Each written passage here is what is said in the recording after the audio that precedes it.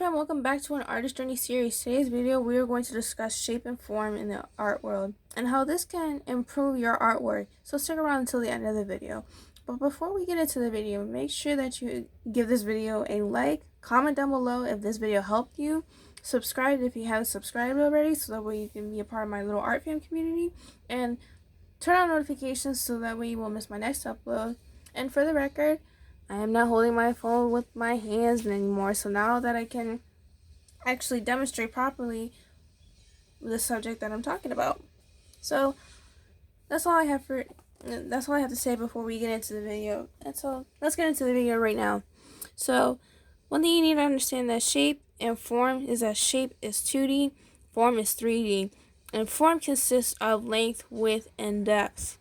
So in this video, you can kind of consider this as like a part 2 to shading, as far as like shading has, its purpose when creating, like making sure that the artwork comes to life. But in what way? Well, shape and form and texture, which will be in the next upload video that I'll be talking about texture. But this is kind of like a subcategory for shading. So in other words, if let's just say, like, once again, I've done this example many times. If we want to make a circle into a sphere, you add shading to it. Yep. And that creates the form of a sphere. And so now we just achieved a depth in our drawing by creating shading when it comes to making the sphere. Now, as far as length, width, and all that, let's just say I wanted to create a cube.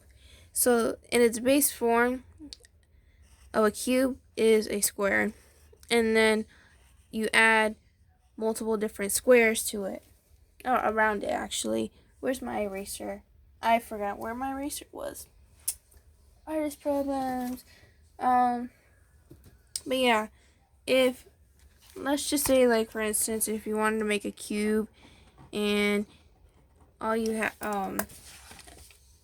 to really do is just create multiple other cubes around it, and therefore you still created form, because we took something that was 2D, which is the square, and then we added length and width to it, and depth to it actually, because let's just say if we extended the cube a little bit, it'll then become a rectangular prism. So it would be kind of like this.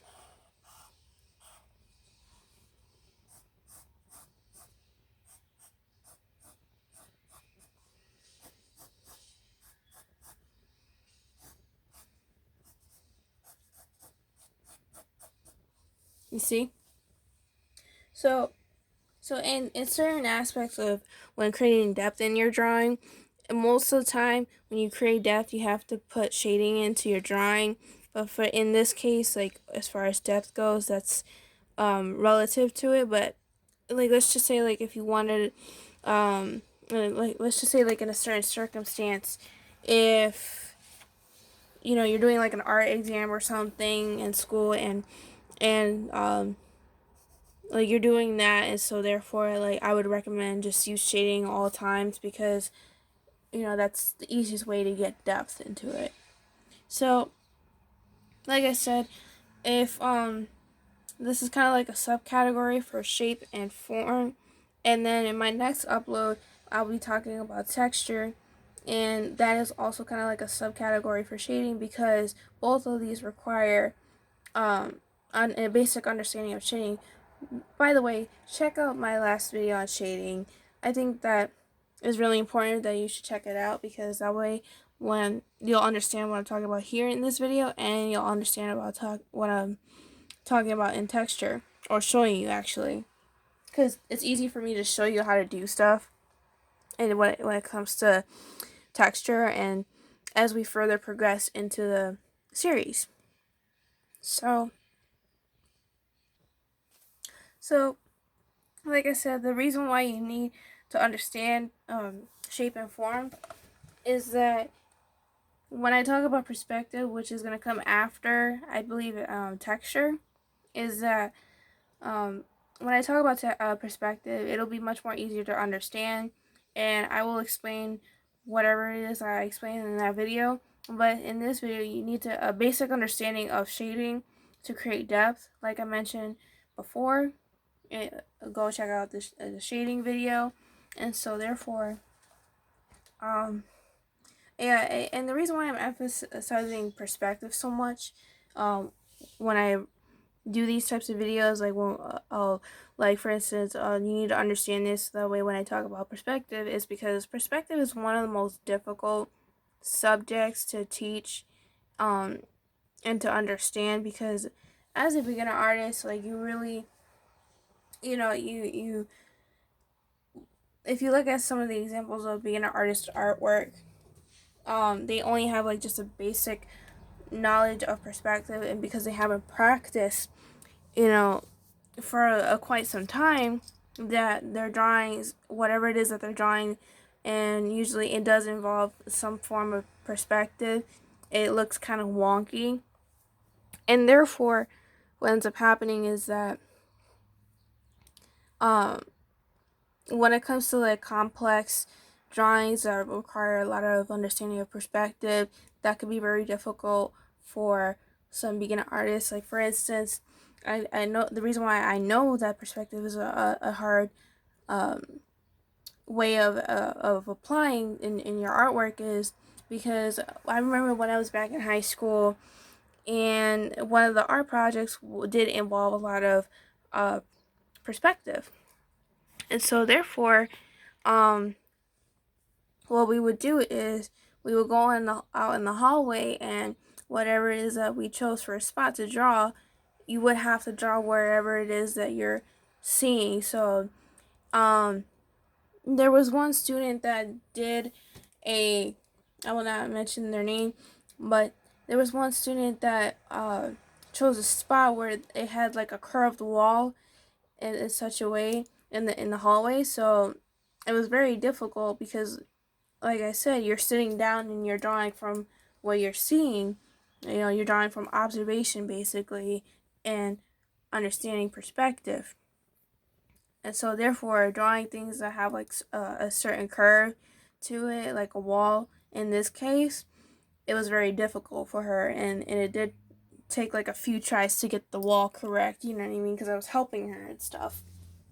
And so eventually, so it definitely was difficult in the process, but you know, you never know, like there might be, some art projects that you might have to do like in school or whatever, in the similar cases like this that require you to have a basic understanding of perspective.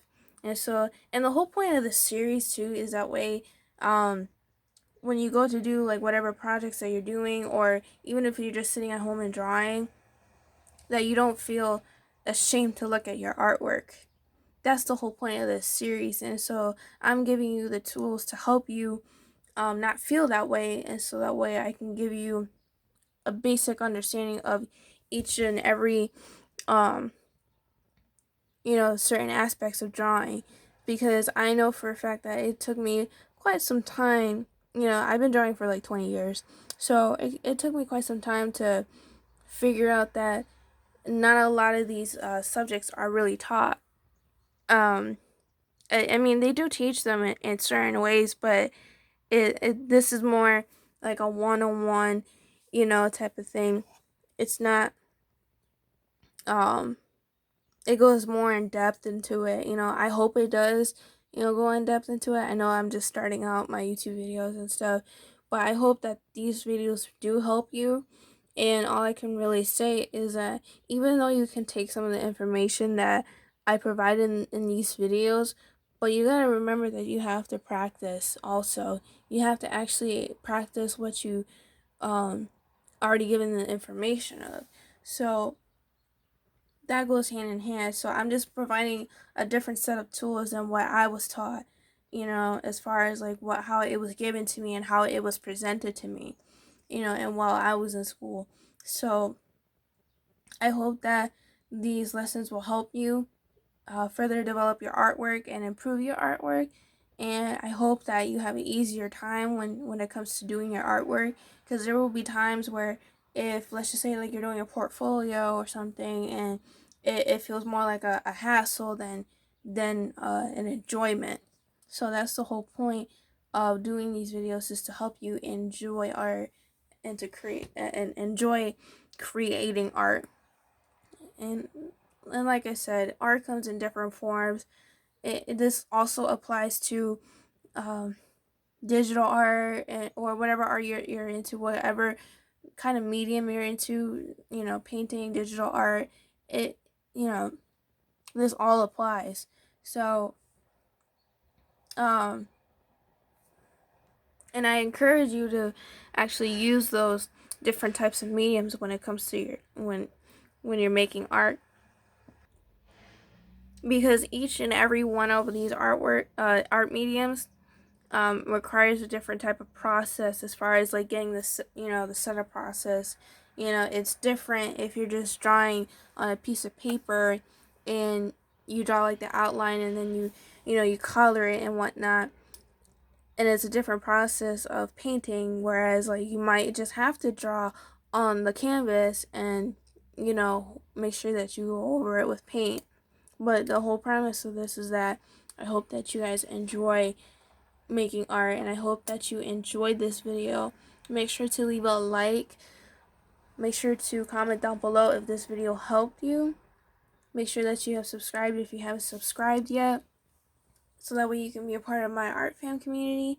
And also, lastly, turn on notifications so that way you won't miss my next upload, which is texture. And so I'll be posting that on Monday. And and that's all I have for you, my little fam, my little art fam. Bye, my little art fam.